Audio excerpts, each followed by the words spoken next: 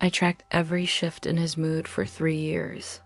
Morning, check his tone when he woke up. Afternoon, monitor his energy when he came home. Evening, predict his needs before he knew them himself. I wasn't his partner. I was his emotional manager. His mood became my job. His feelings became my responsibility. His comfort became my constant project. And I didn't realize that was control until I was too exhausted to manage anymore. I spent 8 years managing someone else's emotional state, not because he asked me to, not because he demanded it, but because I learned gradually, systematically, that his mood determined my safety, his feelings dictated my day, his emotional weather became the environment I had to navigate, predict, control. I became an expert at reading micro signals, anticipating shifts, preventing disruptions, maintaining stability. I thought I was being a good partner. I was being an unpaid emotional manager for someone who'd made his feelings my responsibility. I'm 55, I left 4 years ago, and it took me 2 years to understand that I wasn't controlled in obvious ways. Wasn't told what to do, wasn't given explicit rules or demands. I was made responsible for managing his emotional state. That's when I understood I wasn't loving him. I was managing him. If you've ever checked someone's mood before speaking, if you've monitored energy levels to decide what you could ask for, if you've adjusted your entire day based on someone else's emotional state, if you've become an expert at predicting needs, preventing upset, maintaining peace, if you've realized you were uncontrolled, but you were definitely managing someone else's emotions as if that was your job. You already know what I'm describing. You already know the exhaustion of constant emotional labor that's invisible to everyone, including yourself. And I'm realizing as I tell you this, some of you are managing someone's mood right now, constantly monitoring, adjusting, predicting, taking responsibility for feelings that aren't yours to manage. So here's what I need to know. What do you check first? His tone? His energy? His face when he walks in? Just drop one thing in the comments. I check his blank. Let's see if we're all managing the same things. I spent 8 years thinking the monitoring was love, was care, was partnership. I thought it was normal. I was wrong. Now let me tell you how I became an emotional manager without realizing that that's what I was becoming. It started so gradually, I didn't notice the job description changing. We met when I was 47, he was 50, both divorced, both successful, both thought we knew what healthy relationship looked like after failed marriages and years of therapy and self-work. He seemed emotionally mature, seemed self-aware, talked about feelings, valued communication, seemed like someone who'd done the work, who understood himself, who could handle his own emotional state without making it someone else's problem. Month 2, I noticed something subtle pattern I couldn't quite name. He'd come home from work in a mood, not angry, not upset, just off, energy low, responses brief. I'd ask what was wrong. He'd say nothing. I'd leave it alone, but the mood would permeate the house, would become the atmosphere I had to exist in, heavy, tense, uncomfortable. I'd find myself tiptoeing, being quiet, trying not to disturb whatever he was processing. One evening, after he'd been in a mood for hours, withdrawn distant, I tried to engage, asked if he wanted to talk about his day. He snapped, said, "Can't I just have space to process without you constantly asking what's wrong?" I felt immediately guilty, felt like I'd done something wrong by trying to connect. Apologized, said, "Of course, I'm sorry, I'll give you space." The apology established something. Established that his mood was something I needed to manage around, needed to respect, needed to accommodate without question. Month 4, the pattern intensified. I started checking his mood before doing anything, before suggesting plans, before asking questions, before sharing my day, would assess his energy first. Read his tone, gauge his receptivity, became expert at reading microsignals, slight changes in expression, subtle shifts in body language, tiny variations in how he said hello. I'd adjust my behavior based on what I read. If he seemed good, I'd engage more, share more, ask for more. If he seemed off, I'd be quieter, smaller, less demanding. The mood reading became automatic, became my constant background task. Walk in the door, check his mood. Wake up in the morning, check his mood. He comes home from work, check his mood. Entire days organized around his emotional state. What I could ask for, what I could share, what I could need, all determined by his mood, by his feelings, by his emotional availability. I was managing my entire existence around his emotional weather. Year one, I realized I couldn't relax, couldn't let my guard down, couldn't stop monitoring, because his mood could shift without warning, could change in minutes, could go from fine to off, from engaged to withdrawn, from warm to cold, and I needed to catch the shift early, needed to adjust quickly, needed to prevent whatever might be coming. The hypervigilance was exhausting, was constant, was my new normal. I'd become an expert in something I never wanted to study. I could tell his mood from the sound of his car door closing, from how he said hi when he walked in, from the way he put his keys down. I knew instantly what kind of evening we'd have, and I'd adjust everything, my tone, my needs, my entire self, to match what his mood required. I became responsible for his feelings without either of us explicitly stating that's what had happened. He'd be upset about work, I'd help him process. Frustrated about something, I'd help him solve it. Disappointed about anything, I'd help him feel better. His emotions became projects I managed, problems I solved, states I regulated. I thought I was being supportive. I was being his emotional manager. Year two, the management became more sophisticated. I'd developed entire systems, strategies for different moods, techniques for different situations if he was stressed about work. I'd create calm environment at home if he was frustrated about something. I'd help him problem solve. If he was disappointed about anything, I'd help him reframe. I had protocols, had approaches, had methods I'd refined through trial and error. I'd become professional at managing his emotional state. I started anticipating his needs before he expressed them, would predict what would upset him, would prevent potential triggers, would smooth his path before he even knew there were obstacles.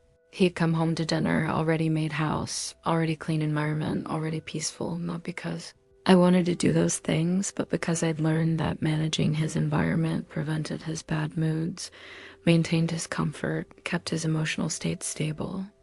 The anticipation became my constant work morning routine, designed around his preferences, evening routine organized around his needs, weekends planned around his energy levels, vacations chosen based on what would keep him relaxed entire life. Structured around preventing his upset, maintaining his peace, managing his emotional experience. I'd become his emotional custodian, responsible for his feelings, accountable for his moods, blamed when they went badly. Year three, my daughter visited, watched us for a weekend, said, "Mom, you're different around him. You're constantly monitoring him, checking him, adjusting to him. It's like you're managing a toddler's emotional state." "You never used to do that." I said, "What do you mean?" She said, "You spent the whole weekend predicting his needs, preventing his discomfort, regulating his moods. It's exhausting to watch." My daughter saw it clearly. I'd become an emotional manager masquerading as a partner. Her observation hit me, stayed with me. I started noticing it, noticing how much energy I spent on emotional labor that was invisible, unpaid, unacknowledged, managing his moods, regulating his feelings, maintaining his comfort, preventing his upset, anticipating his needs. All of it constant, all of it exhausting, all of it positioned as love, as care, as what good partners do, but none of it reciprocated, none of it mutual. I managed his emotions. He experienced his emotions. I did the work. He received the benefit. Year four, I started tracking it, keeping mental note of emotional labor I provided versus emotional labor he provided. The disparity was staggering. I managed his stress. He expressed his stress. I regulated his frustration. He vented his frustration. I prevented his disappointment. He felt his disappointment. I did all the work of emotional management. He did none of it. Received all the benefit of stable emotional environment I'd created through constant invisible labor.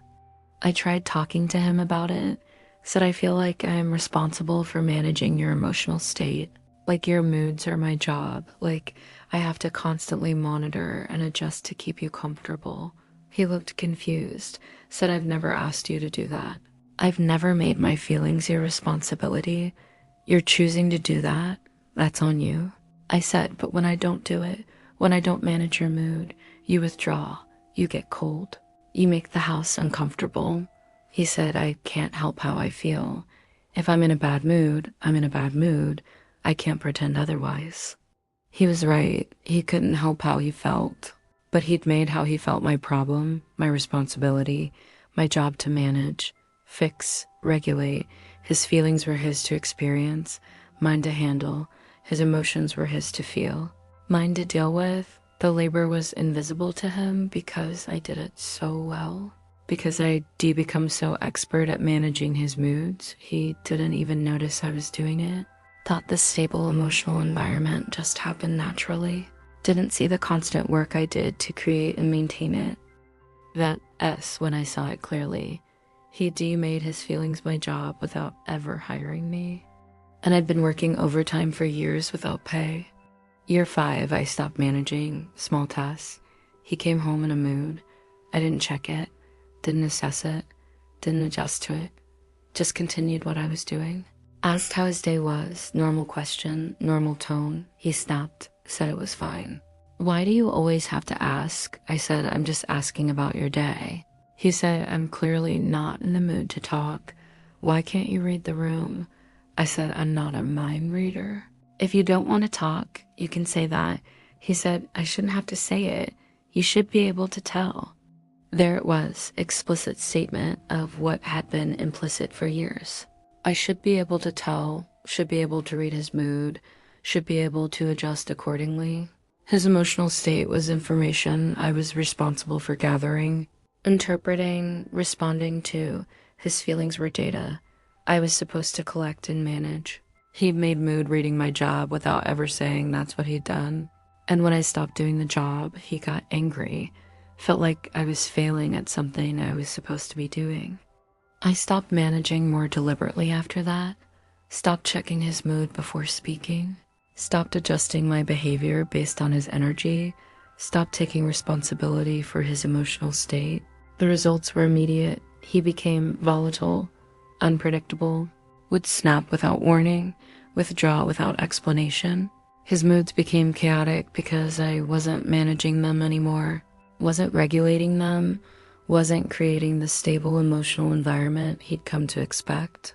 And he blamed me, said I was being cold, being difficult, being unsupportive. Didn't recognize that what he called support was actually management, was labor, was work I'd been doing invisibly for years. Month 63, I realized the relationship couldn't function without my emotional management. My constant monitoring, my invisible labor.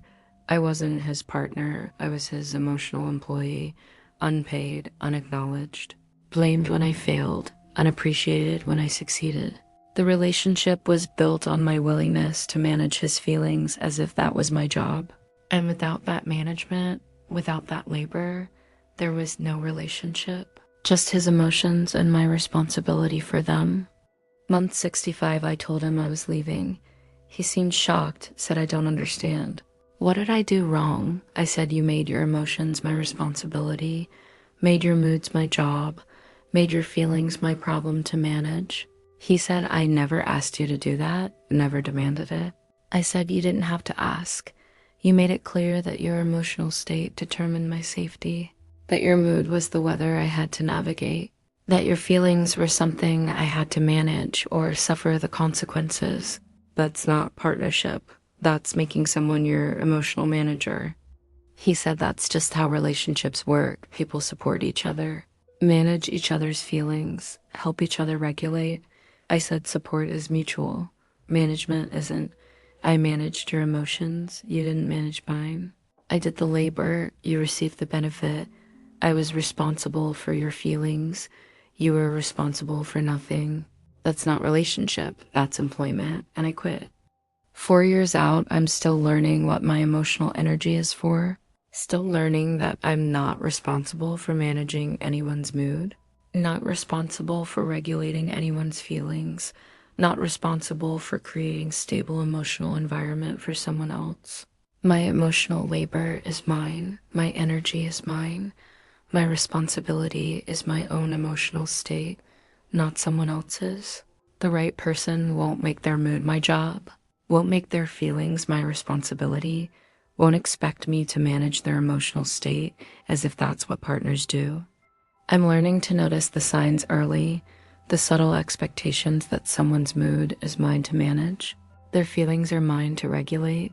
Their emotional state is my responsibility, learning to refuse that job. To say I'm not responsible for how you feel. I'm not accountable for your mood. I'm not your emotional manager. Learning that refusing that labor isn't selfish, isn't uncaring, isn't being a bad partner. It's having boundaries, it's protecting my energy, it's refusing to do invisible, unpaid labor disguised as love. Here's what I desperately wish someone had told me the first time I checked his mood before speaking the first time. I adjusted my behavior based on his energy the first time. I took responsibility for his feelings. If you're constantly monitoring someone's emotional state, if you're adjusting your behavior based on their mood, if you're managing their feelings as if that's your job, you're not being loving, you're being an emotional manager, and that management, that invisible labor, that constant monitoring, that's control. That's someone making their internal state your external responsibility. And you don't owe that. You don't owe anyone the labor of managing their emotions. If you're reading this and you're checking someone's mood constantly, if you're adjusting your day based on their energy, if you're managing their feelings as if that's your responsibility, if you've become expert at predicting needs, preventing upset, maintaining peace, if you've realized you're not being controlled, but you're definitely managing someone's emotional state, that management is the control, invisible control that looks like care, but is actually you doing unpaid labor to maintain someone else's comfort, and you can stop. You can refuse that job. You can say, I'm not responsible for your feelings, and that refusal isn't selfish. It's boundary, it's self-preservation. It's recognizing that emotional labor is work, and you don't owe anyone that work. If this resonated, if you've discovered you're managing someone's emotions, the next video is crucial. It's called Every Time I Got It Right. The rules changed. It's about what happens when you finally learn the rules, finally figure out what someone needs, finally get it right, and the moment you do, the rules change, the requirements shift. What worked yesterday doesn't work today. What pleased them last week disappoints them this week, and you realize the rules were never meant to be figured out. They were meant to keep you trying, keep you working, keep you adjusting. Link is on screen now.